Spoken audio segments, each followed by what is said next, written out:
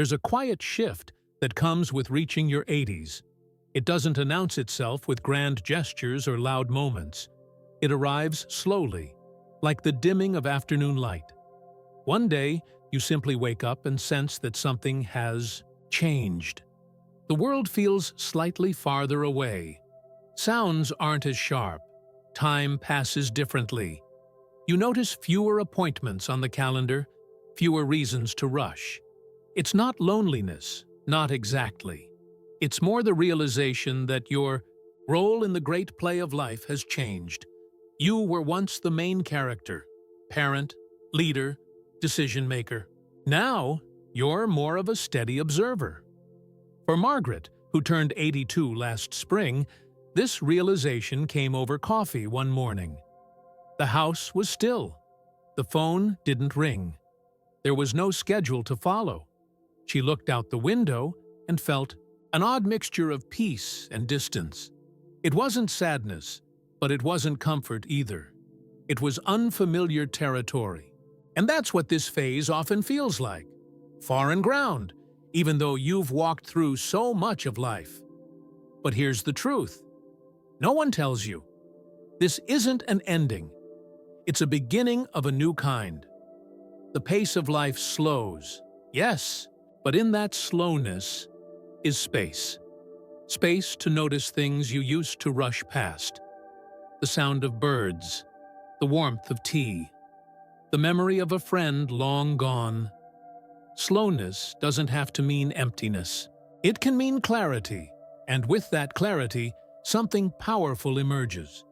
You start to hear your own voice again, not the one shaped by obligations or expectations, but your inner voice, gentle and wise. It speaks in small nudges. You don't have to rush. You don't have to prove anything. You are enough. Reaching this stage of life is not about decline. It's about a shift in vision. When you stop measuring yourself by how fast you move or how much you produce, you begin to see new horizons.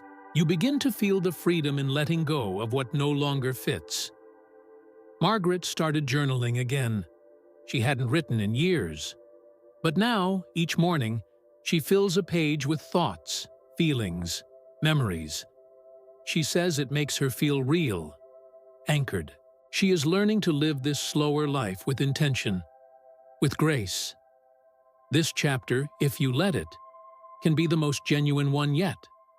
Not loud, but deeply real. Not rushed, but richly lived. At first, it's subtle.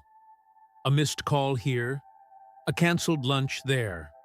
Then one morning, Richard, age 84, woke up and realized that an entire week had passed without a single visitor, without anyone reaching out. The phone, once a regular companion, sat silent on the counter. The mailbox held only flyers and bills. His once lively days, filled with conversations and familiar faces, had grown strangely quiet. It wasn't that people had stopped caring, it was that life had shifted. Friends had moved away, or moved on. Some had passed. Others were wrapped up in their own aging, their own grandchildren, their own new routines.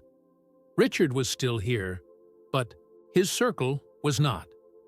This is one of the most difficult realities after 80.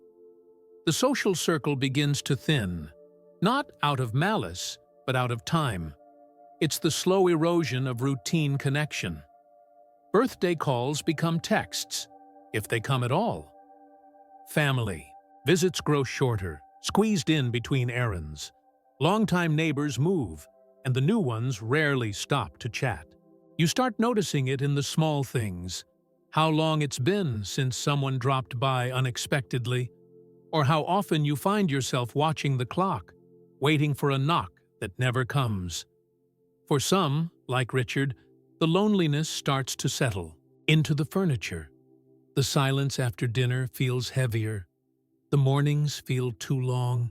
And while solitude can be peaceful, unwanted isolation is something else entirely. It whispers doubts. Am I still important? Am I still needed? And though the answer is yes, it's easy to forget that in a quiet house. But even in this shrinking of the familiar, there lies a choice. A difficult one, but a powerful one. You can wait or you can reach. After 80, connection often doesn't come to you. You must go find it. Richard, after months of quiet, signed up for a community gardening club.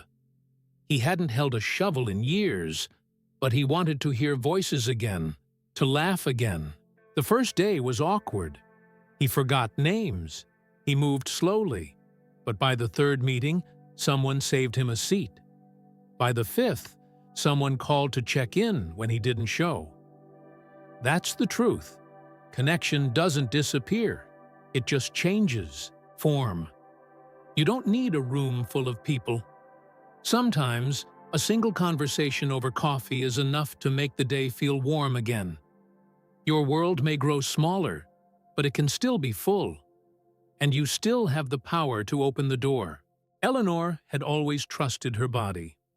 At 79, she still took long walks through the park, baked 3-tiered cakes for her grandchildren's birthdays, and kept her garden blooming with care.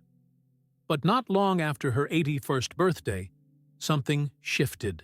It started with stiffness in her knees that wouldn't go away. Then came the fall.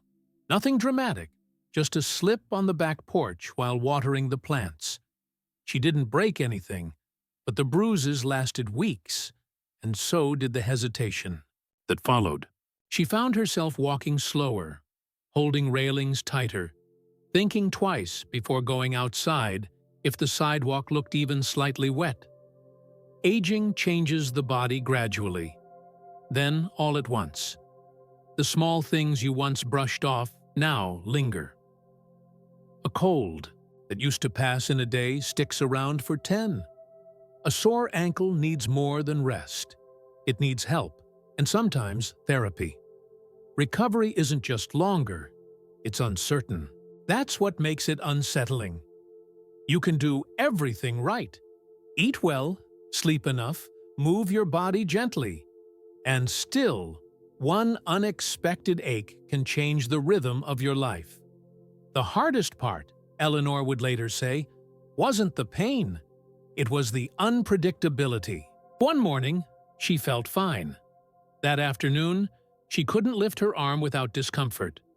It was like her body had started making decisions without consulting her. "I used to bounce back," she told her daughter one evening, "but now I just wobble and wait." That sense of betrayal, though subtle, can chip away at your confidence. But what Eleanor eventually discovered was this: while the bounce might be gone, balance could still be found. Not the physical kind, though that too, but a new kind of balance, rooted in kindness toward oneself. She began adjusting her days to include more rest without guilt. She no longer pushed through discomfort. She listened. She adapted. She replaced heavy pans in the kitchen with lighter ones. She installed a small bench in the shower. She stopped apologizing for sitting during long family events. And with each of these adjustments, she felt not weaker, but wiser. There was strength in admitting limits, grace in slowing down. Aging doesn't mean giving up. It means recalibrating. Your body changes, yes, but that doesn't mean it stops serving you. It simply asks to be treated differently, with more patience, more attention, and above all, more respect. And when you begin to treat your body not as a failing machine, but as a faithful companion doing its best, that's when true healing begins. For most of his life, Harold prided himself on doing everything on his own. He fixed his own car until his late 70s, mowed the lawn every Saturday, and never once asked for help carrying the groceries. Dependence was something he avoided, not because he looked down on it, but because it simply wasn't part of who he was. Or so he thought. But as his 85th birthday came and went, Small signs began to appear, subtle at first, then more insistent. One morning, he couldn't quite reach the cabinet above the stove without straining. Another day, he hesitated before getting behind the wheel when it started to rain. He began skipping chores he once completed without a second thought, but he told no one. Even when he slipped on the porch and bruised his ribs, he didn't mention it to his son during their weekly call. "It wasn't serious," he told himself. "I just lost my footing." That's the quiet weight many carry in later years. The discomfort of needing help when you're used to being the helper. It's not always about the physical act. It's the emotional hurdle. Admitting that something you once did without effort now comes with hesitation, or worse, risk. For Harold, accepting this reality felt like surrendering a piece of his independence.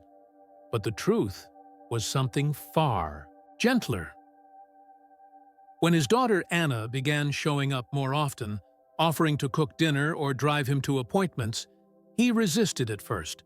"I'm still fine," he insisted. But Anna didn't press. She simply kept coming, making tea, sitting with him, offering help without judgment. Slowly, something softened in Harold. He found he looked forward to her visits, not just for the help, but for the company. Over time, Harold learned that asking for help didn't make him weak. It made him wise. He had spent a lifetime being strong for others, and now strength looked different. It looked like knowing when to rest, like accepting a hand instead of falling, like replacing pride with peace. He installed grab bars in the bathroom, moved his favorite chair closer to the kitchen, and accepted that doing less didn't mean being less. Help doesn't erase dignity. It protects it. Whether it's a neighbor taking out your trash or a reminder note on the fridge, small supports are bridges to safety and comfort. The bravest thing Harold did in his 80s wasn't enduring pain in silence. It was learning to say, "Yes, I'd appreciate that." And in doing so, he gave himself more time to enjoy life, not just survive it. Joan had always been a vibrant presence. She taught high school literature for over 30 years, led community book clubs, and never missed her Thursday bridge game. She was the kind of woman who remembered birthdays, baked pies for neighbors, and always had something thoughtful to say. But after turning 86, something changed. Not in her spirit, but in how the world responded to it. She first noticed it at the pharmacy. She was asking a question about her prescription, but the young technician answered while looking over her shoulder at the next customer in line. Then, at her doctor's appointment, the physician directed every explanation to her son, even though she sat right there, fully alert and capable. In restaurants, servers began to speak slowly, loudly, assuming she couldn't hear or understand. Each time Joan would smile politely, but inside, a quiet sting remained. It wasn't hostility, it was absence. It was the way people stopped, seeing her. This was a new kind of loneliness, not one of silence, but of invisibility. Joan had lived a life of impact, of words and warmth. Yet now, she felt like background noise in places where she once felt known. And perhaps the most difficult part was that no one meant to hurt her. Society simply moved faster now, too fast to notice someone who had slowed her steps. But Joan refused to disappear quietly. She began speaking up. "Please, look at me when you answer," she'd say gently to a distracted clerk. "I can speak for myself," she reminded her doctor with a smile that left no room for argument. She wore her favorite colors again, told her stories to whoever would listen, and leaned into her role at the museum where she volunteered. One afternoon, a visitor asked a historical question, and a younger staff member began to answer. "Joan," interrupted kindly, Actually, I lived through that time. Let me share what it was like. Eyes turned to her, and for a moment, the room listened. Visibility isn't about shouting. It's about presence, about not shrinking to fit the world's assumption, about making space where it's been taken. Joan learned that while the world may forget to notice, she didn't have to forget herself. She was still thoughtful, capable, funny, wise, and in claiming her space, her voice, she reminded others and herself that aging didn't make her less. It simply made her deeper. You are not a shadow. You are a living story, and your story still matters. When Thomas retired at 74, he felt proud. He had been a school principal for over 4 decades, a steady hand in countless lives. His office had been a place of advice, laughter, tough conversations, and quiet encouragement. At his farewell party, people shared stories about how he had changed their lives. He went home that night feeling full. But as the months passed, something unexpected began to grow. Emptiness. At first, it was just the silence of the mornings. Then, it was the absence of purpose. No bells, no students, no decisions to make. His calendar, once full to the edges, now sat mostly blank. And though he filled his time with errands, reading, and walks, a question kept resurfacing. What am I meant to do now? This feeling is more common than people admit. After years of doing, giving, and leading, it's easy to feel adrift. Especially in your 80s, when energy is no longer what it was, and society gently nudges you toward rest. Sometimes too much rest. For Thomas, the hardest part wasn't the free time, it was the feeling that no one needed him anymore. But purpose, he would later learn, doesn't retire. It transforms. One evening, he noticed a boy sitting alone at the neighborhood park, quietly reading. The boy reminded Thomas of a student he once mentored. Without overthinking it, he approached and asked what he was reading. They talked about the book, then about school, then life. That single moment planted something new. Thomas began visiting the park regularly, bringing old novels and inviting neighborhood kids to borrow them. Word spread. Soon, he started a little bench club. Not formal, not big, but steady. Every Wednesday, 3 or 4 children came to talk, listen, and ask questions. Thomas didn't give grand speeches. He just showed up. And in showing up, he rediscovered his sense of meaning. Your purpose doesn't have to look like it once did. It doesn't have to involve a title or a schedule. Sometimes it's a presence, a kind word, a shared memory. Maybe you no longer run the show, but you still guide, comfort, witness. Even your quiet moments hold power. Thomas often says now, "Purpose didn't leave me. I just had to stop chasing what it was and start noticing what it is."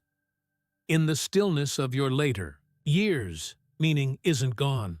It's waiting to be reimagined, and it's just as needed, perhaps more than ever. At 90, Helen often said, "I don't feel old, I feel seasoned."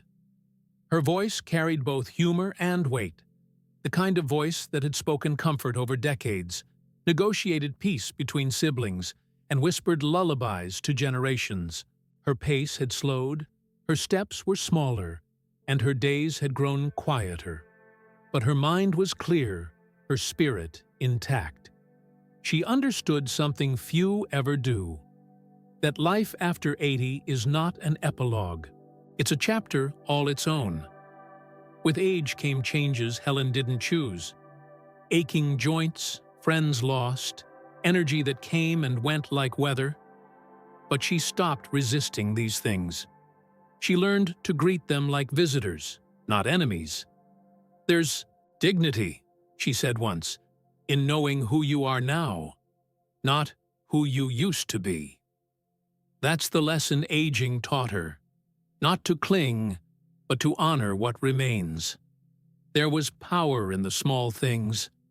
She chose what to carry emotionally and what to set down.